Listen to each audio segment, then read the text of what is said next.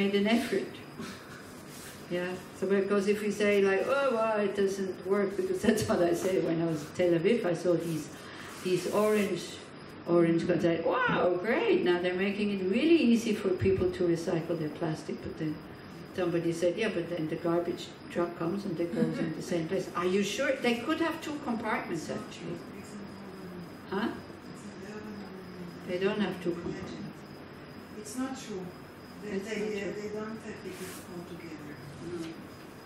Okay, but I still think that this is a start, yeah, that there are places, and we can get into the habit of thinking, for the sake of the environment, whatever happens with it afterwards is out of my control, but for the sake of the environment, one thing, I try to buy less things that are wrapped in plastic. Yes, also, if you go to the market, you bring your own bags or something. I know it's not convenient, I know it's much easier to just take the bags. You know, in Switzerland, I don't know how it is here. In Switzerland, people have to pay for the plastic bags in the supermarket. And it went down like 85% or something like this.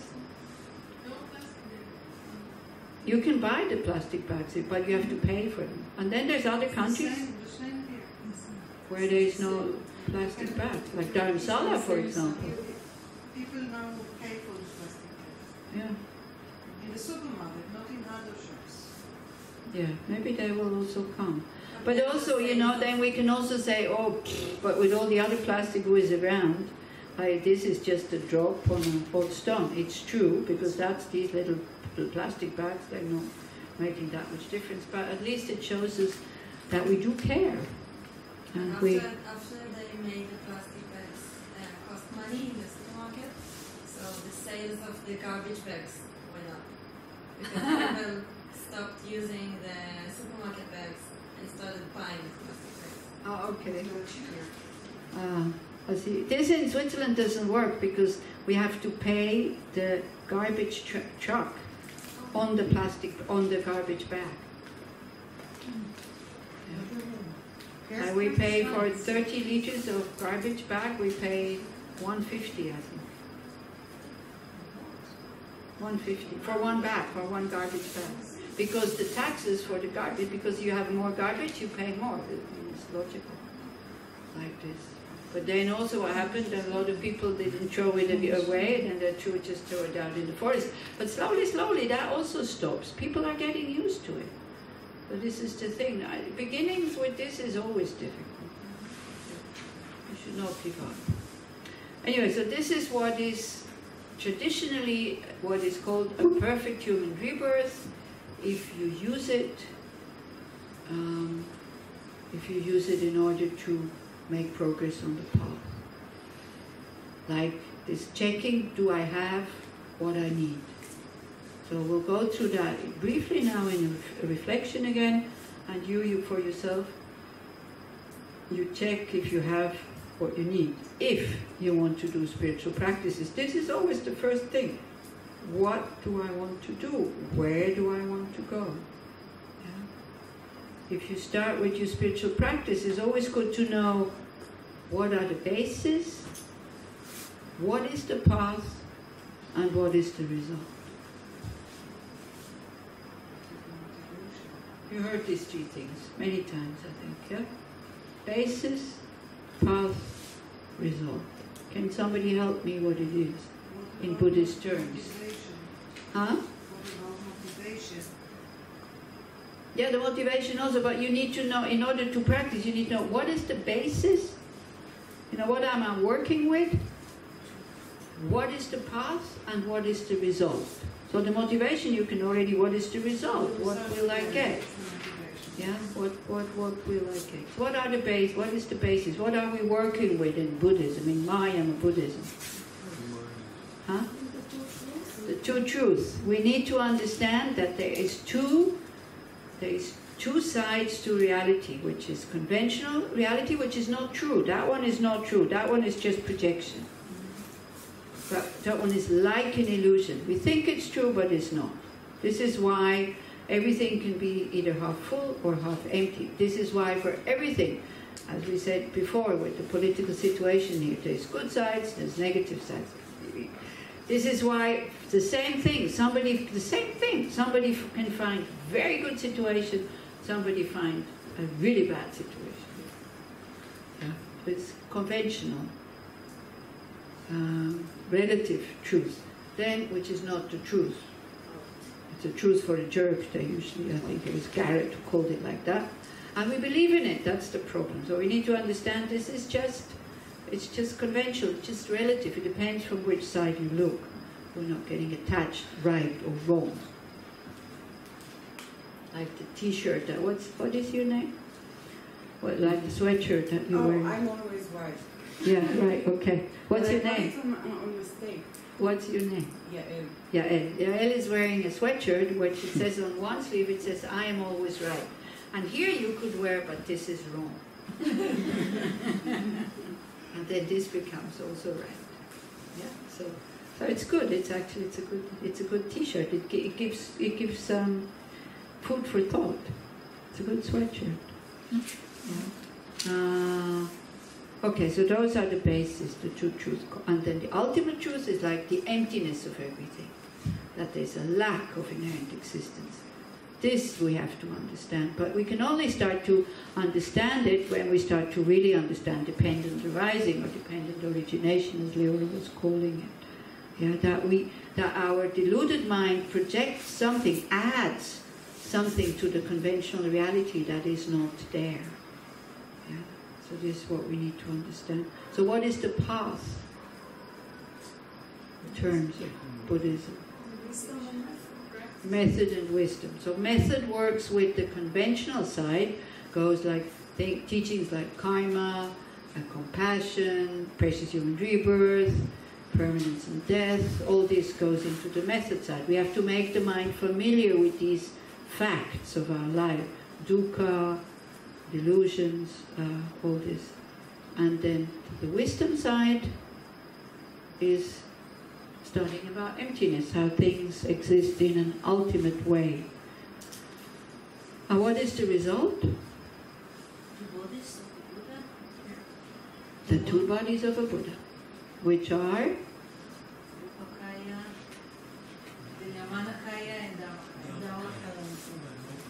the Dharmakaya and the Rupakaya. Otherwise, if you say Niyamanakaya, you have another one, is Sambhogakaya, it's three bodies. Yeah, if you talk about the two bodies of a Buddha, it's like the form body that ordinary beings can see, or very highly realized beings can see, like this is a Sambhogakaya.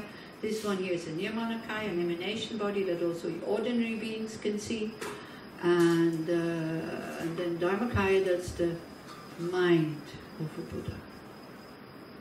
Okay, with all the qualities inside. That will be the result. So we're not stopping before we get the result by practicing these two aspects of the path, which is compassion or method and wisdom, and by trying to understand the two bases, which is conventional reality and ultimate reality. It's not clear what is this two bodies. What is this? Two bodies of the Buddha. Yeah. One is the mind and one is something that one can see, the form. One is the mind. The mind is also called the body. Yeah, we can debate about that. How can you call the mind a body? But it's called the kaya. It's an aspect. Let's call it an aspect. So there's the mind aspect of the Buddha, and then there is the form aspect of the Buddha. Okay, so this will be the result. You will have the mind of a Buddha and the body of a Buddha. What is the body of a Buddha? The Niyamanakaya of a historical Buddha, like this, for example. If I point here, can you see the Buddha? Yeah, I see what you mean, but I don't understand what you said. In what way did you not understand that this is the body of a Buddha?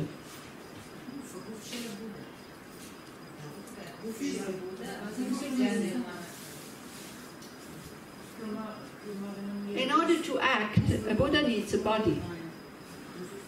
In order to speak, a Buddha needs a body. So this was the body of Shakyamuni Buddha. It's an emanation body, it's a form body. for a body that people can see. But as a Buddha, you can also manifest in all other kinds of bodies.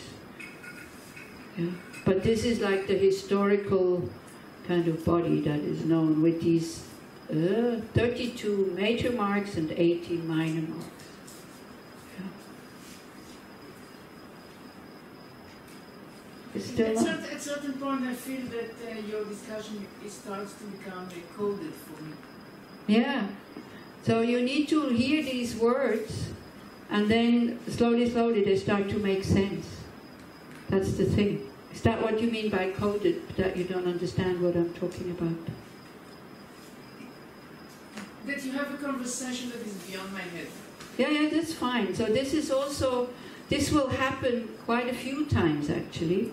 And we start, as we go along and we start to hear it, then it will make more sense. It's quite normal, actually. So this is why also it needs a lot of patience to be able to bear, just to understand what we're understanding, and then as we continue, as we go along, then we understand in a better way. Okay. So I'm sorry if it got technical. Yeah. But you will probably meet more situations like that. Yeah. But it's okay that you to say that, hey, what are you doing here? I don't understand. Yeah. This was more or less for the sake of those who have heard it before. That just to remind them that this is what we have to understand. Basically, in more simple terms, is kind of what are we working with, how do we work with it, and what is the result of it. That's what it says. So the result will be to become a fully awakened being, which has a body, so he can act, he or she can act, but also a mind. And those are called, it's true, it's called kaya, which is called body. So the mind is not really a body, but anyway, that's why it's called the two bodies of a Buddha, or we could call it the two aspects of a Buddha. The mind who has all these qualities, but then also one says the body has these qualities, yeah, like certain features or qualities. Okay? Sorry. Okay, let's do maybe short just contemplation before we go to bed. How about rejoicing? Ooh, bring some joy into your life.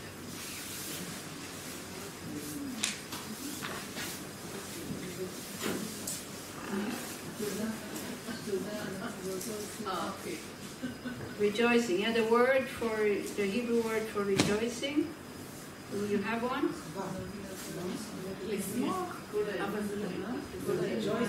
Rejoice.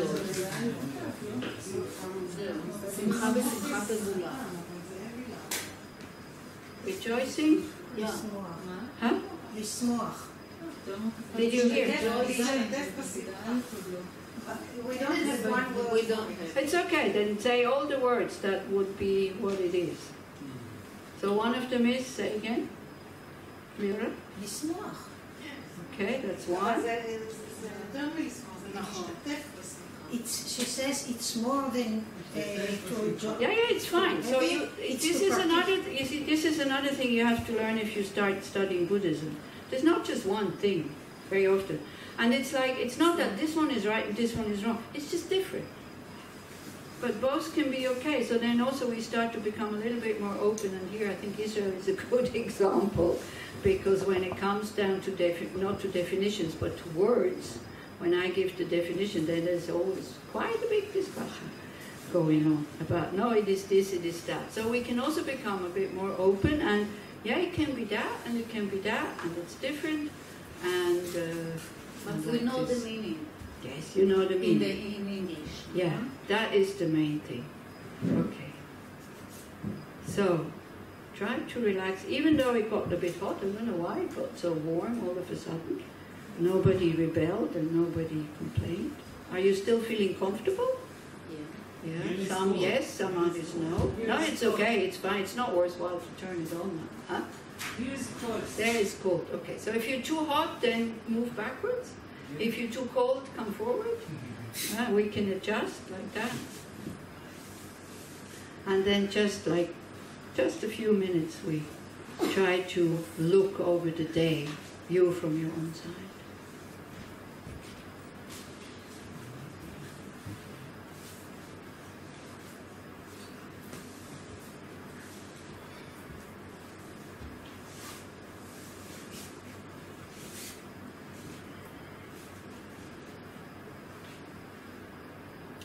So then again, and if I speak like this, sometimes I feel like a mother who is telling the children, oh, you have to be grateful.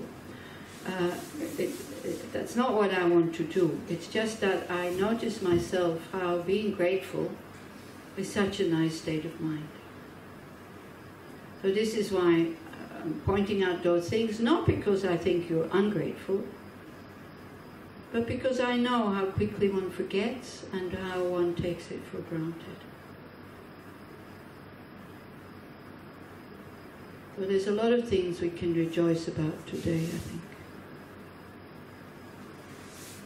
First, try to find your own rejoicing, because at home then you will have to find your own. Then I will give you a few clues.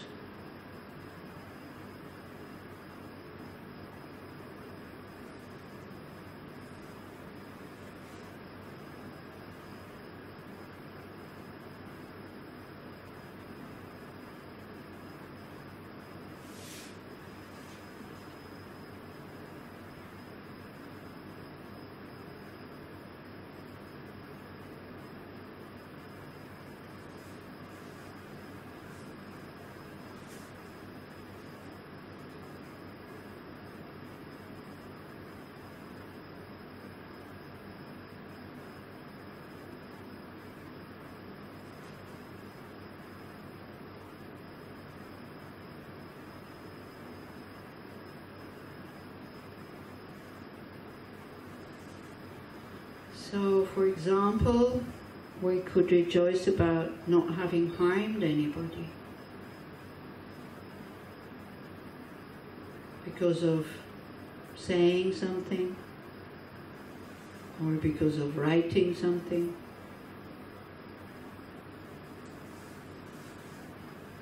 I mean, at least directly, intentionally, we didn't harm anybody. If I have hurt somebody else's feelings, then somebody who is here, I'm really sorry about that. That was absolutely not my intention.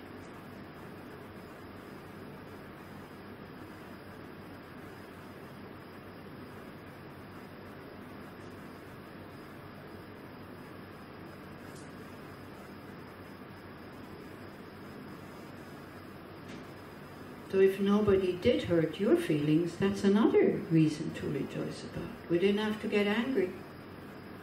We didn't have to feel upset. There was no conditions there. No chance for the negative minds to come up.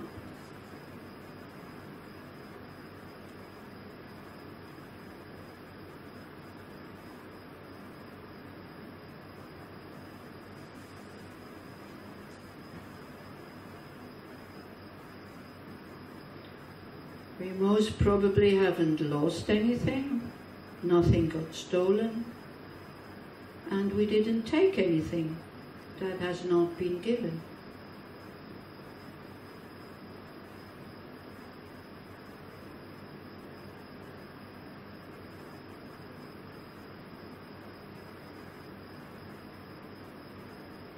We most probably didn't tell any lies because we're in silence. We didn't get into arguments and fights, didn't use harsh words.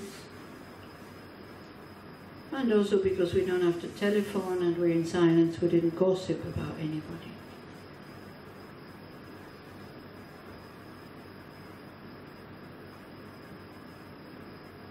We didn't kill anybody, we did not get killed.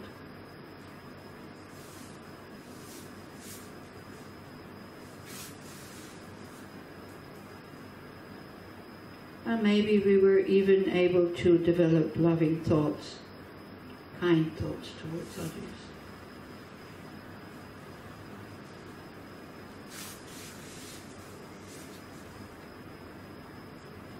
So usually we don't find that this is reason to rejoice. And that's a shame, because all of this could have happened.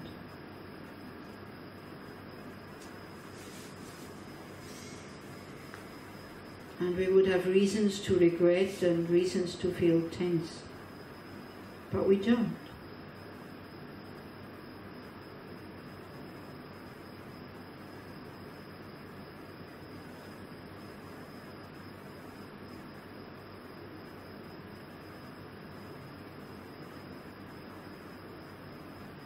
being free from regret gives you a lot of peace of mind. And that comes through ethical conduct. Being free from regret makes it much easier to sit and meditate and have the mind on the object.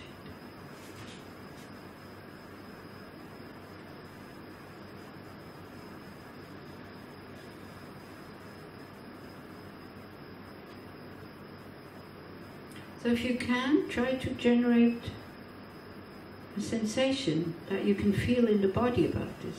You know, rejoicing not just up in the head, but down in the heart, in the middle of your chest, how wonderful it is. That we're a group of people who is interested in develop a good heart and to practice ethical conduct. Isn't that wonderful? I'm not alone, I'm not the only one.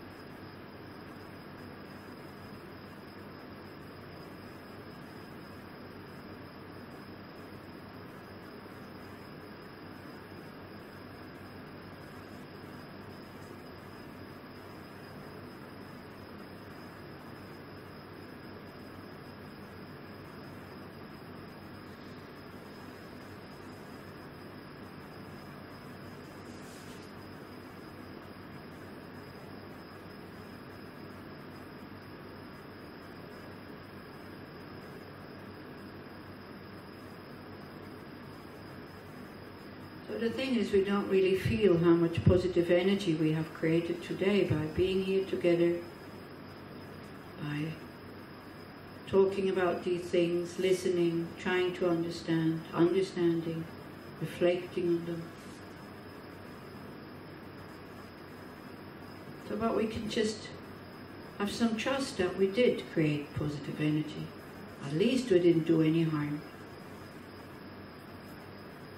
Top of it, we planted very strong imprints on the mind that will result in happiness and not in suffering.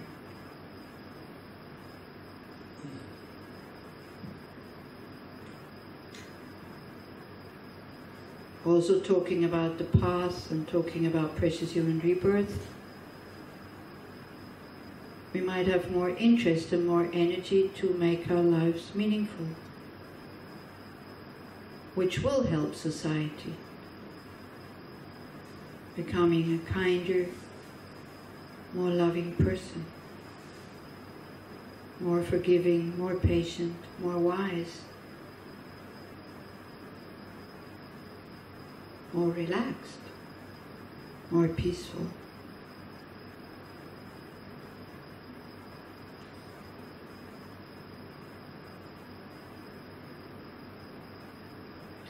We think that we want to share this positive energy with others, and we think I didn't do that just for myself, but this is really my contribution.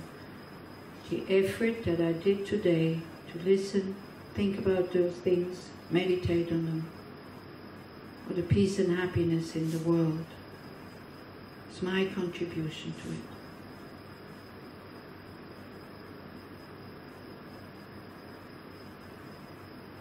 It might be small, but it's like a pebble that you throw into the water that makes rings, that will spread far and wide. And then you imagine a ball of golden light in the middle of your chest, in your heart.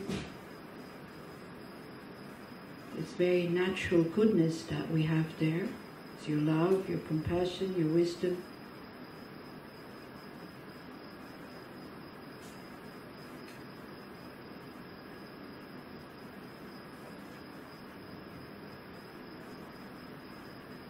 And then you just let it grow and you let it expand so that it fills your whole body.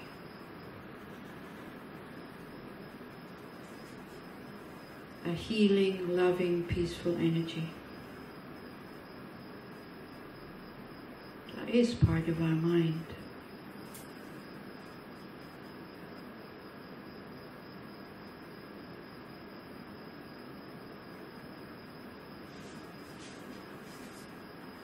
And then you let it radiate outside of your body so that it can fill the room and touch everybody here. So because it's a bit warm, you can think It has also the aspect of coolness, like a cool breeze that makes people comfortable,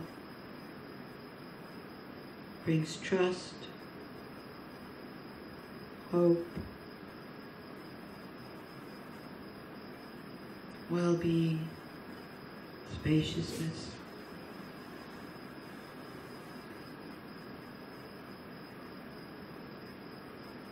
And then you let it outside, you let it expand outside of this room, in all the directions above and below. And that you think, through the power of my love, compassion and wisdom, I'm sending out this loving, healing light so that everybody that is touched by it, may they find happiness, causes of happiness. May they be free from suffering and the causes of suffering.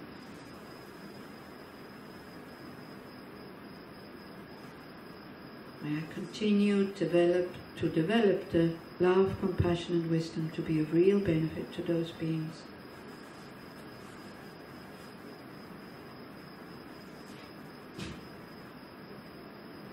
And like the sun, when it shines on everything and on everybody, doesn't have any discrimination. You allow that light to go out in order to touch all sentient beings that it encounters on the way.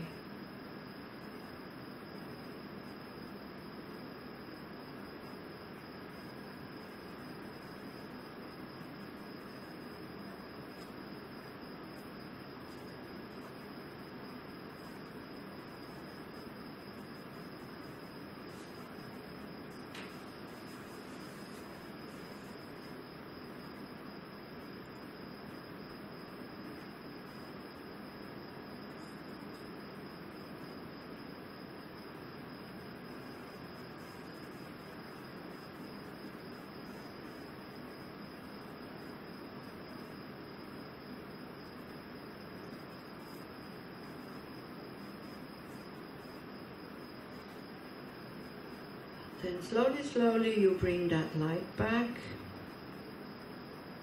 That's a kind of way to play with our energies, to expand them, but then also to bring them back, to reabsorb them.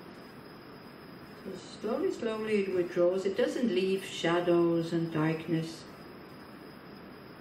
That light that you sent out comes back, that energy, but whatever area it has been touching, it stays light. People are happy. We start to have some trust that we are able to bring peace and happiness to others. And so that light comes back to this kibbutz, to this house, to your body, and then becomes very small again in your heart chakra, or in the middle of your chest.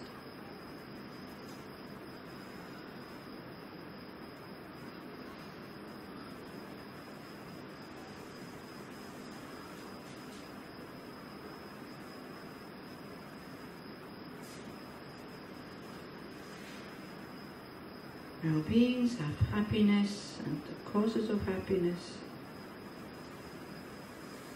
And all beings be free from suffering and the causes of suffering. And may we all learn to live in harmony and peace, even though we have different cultures, different religion, different opinions.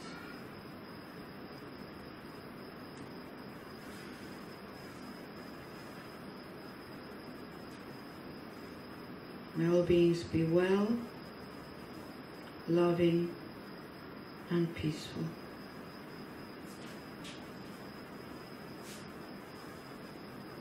And then you just visualize peace. Whatever image comes up, doesn't matter. Just allow the mind to just, by itself, visualize peace.